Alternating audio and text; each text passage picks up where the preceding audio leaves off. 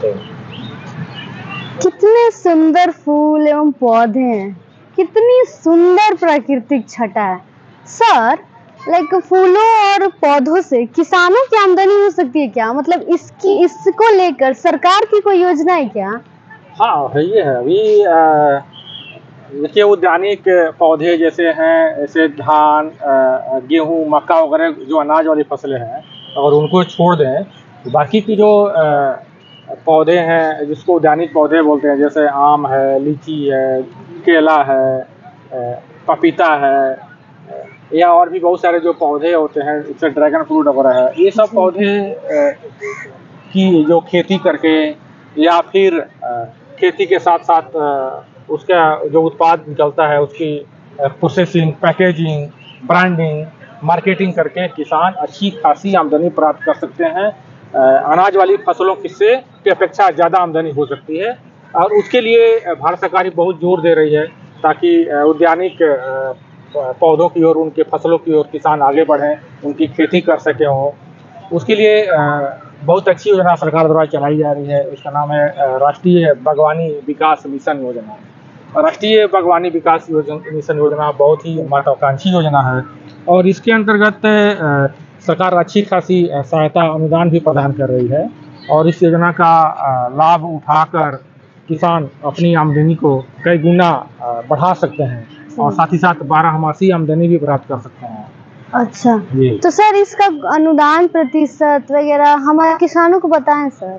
हाँ, इसके लिए अनुदान सरकार द्वारा अच्छी खासी अनुदान सहायता भी प्रदान की जा रही है। किसान उसके आमदनी से अपनी इच्छानुसार से फूल हो सकता है, वो चाहे गेंदा का फूल हो, चाहे गुलाब का फूल हो, चाहे दूसरे फूल हो, इन फूलों की खेती करके या फिर जो उद्यानिक पौधे के बारे में बताया, जैसे लीची, पपीता, केला, तमाम तरह की चीज़ के बारे में बताया, उसकी खेती करके अच्छी खासी आमदनी प्राप्त कर सकते हैं। जैसे मान लीजिए कि अपने अनुदान प्रतिशत की बात किया, तो जैसे कोई ड्रैगन फ्रूट या फिर स्ट्रॉबेरी की खेती करता है, तो उसके लिए सरकार द्वारा 40% कुल लागत का 40% सहायता अनुदान प्रदान की जा रही है। बाकी उसी तरह जैसे मान लीजिए कि कोई व्यक्ति अनानास का या गेंदा की फूल की खेती करता है, या मसाले की खेती करता है, चाहे वो सुगंधित पौधे जैसे मेथा है उनकी खेती करता है, तो उस पर इकाई लागत का 50% अनुदान सहायता प्रदान की जाती है सरकार द्वारा।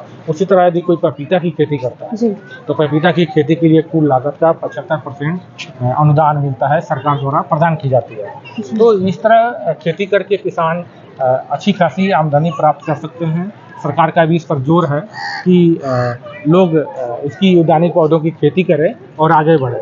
उसी तरह तमाम तरह के जो पौधे हैं, अन्य जो चीज़ है, जैसे मान लीजिए कि फूल पर जैसे फूल होता है तो सहायक उद्यम भी लगाए जा सकते हैं। जैसे मान लीजिए कि मधुमक्खी पालन किया जा सकता है। जाहिर है कि मधुमक्खियाँ वो फूल का रस चूसकर ही आगे बढ़ती है, अपना शहद तैयार करती हैं, तो मधुमक्खी पालन भी किया जा सकता है। उसके लिए मधुमक्खी कॉलोनी है, जैसो बक्स बोलते हैं, मधुमक्खी कॉलोनी बक्स है, उस पर भी जो सामान्य वर्ग के किसान हैं उनको 75% अनुदान सहायता प्रदान की जाती है सरकार द्वारा मधुमक्खी कॉलोनी बक्स पर, या फिर उसके जो मधुमक्खी शहद निष्कासन यंत्र है उस पर भी अनुदान सहायता प्रदान की जाती है 75%। तो उसके अलावा शहद के बात के अलावा जो हम सामान्य वर्ग की जो शहद की बात की है, लेकिन वहीं कोई व्यक्ति SC वर्ग का है या ST वर्ग का कोई व्यक्ति है, तो SC वर्ग के व्यक्ति भी मधुमक्खी पालन संयंत्र हो, या फिर वो मधुमक्खी के बक्से प्राप्त करना चाहें अगर,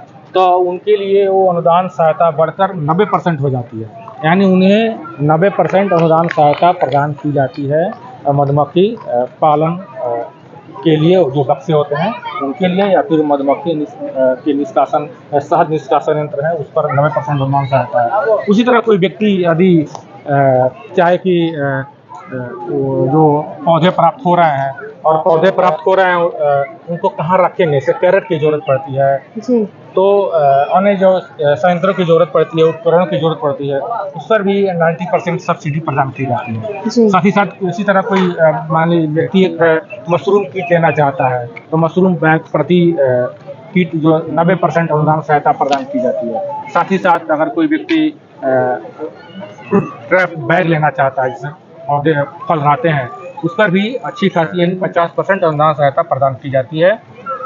और किसान इस योजनाओं का लाभ उठाकर अच्छी खासी आमदनी प्राप्त कर सकते हैं, सहायता अनुदान का लाभ ले सकते हैं और अपनी आमदनी को बढ़ा सकते हैं, लागत को घटा सकते हैं।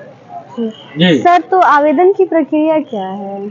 हाँ, देखिए, आवेदन राष्ट्रीय बागवानी विकास मिशन के बारे में जैसा आपकी मैंने बताया, तो इसके अंतर्गत किसान आवेदन कर सकते हैं। राष्ट्रीय बागवानी मिशन के साथ साथ कई राज्यों में मुख्यमंत्री बागवानी विकास मिशन की योजना भी है।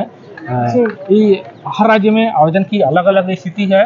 जैसे कोई व्यक्ति बिहार का कोई व्यक्ति है, तो उसके लिए नॉर्मल वो लिंक पर जाएंगे उद्यान विभाग के, और उद्यान विभाग के लिंक पर जाकर वहाँ पर horticulture.bihar.gov.in पर आवेदन करेंगे और उसी पर अपना डॉक्यूमेंट के साथ आवेदन करेंगे और उनको उसका लाभ मिलेगा।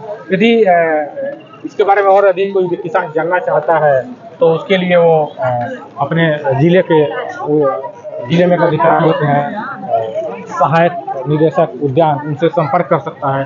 संपर्क करके इसके बारे में और विस्तृत जानकारी हासिल कर सकता है। हर जिले में उद्यान कार्यालय होते हैं, वहाँ इसकी जानकारी विस्तार से मिल जाएगी।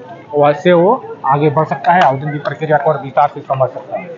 अच्छा सर, धन्यवाद, आपने इतनी अच्छी जानकारी हमारे किसान भाई बहनों को दी। और अगर आपको किसी भी प्रकार की जानकारी की आवश्यकता है या फिर आप और इसके बारे में जानना चाहते हैं, तो हमें कमेंट बॉक्स में ज़रूर बताएं।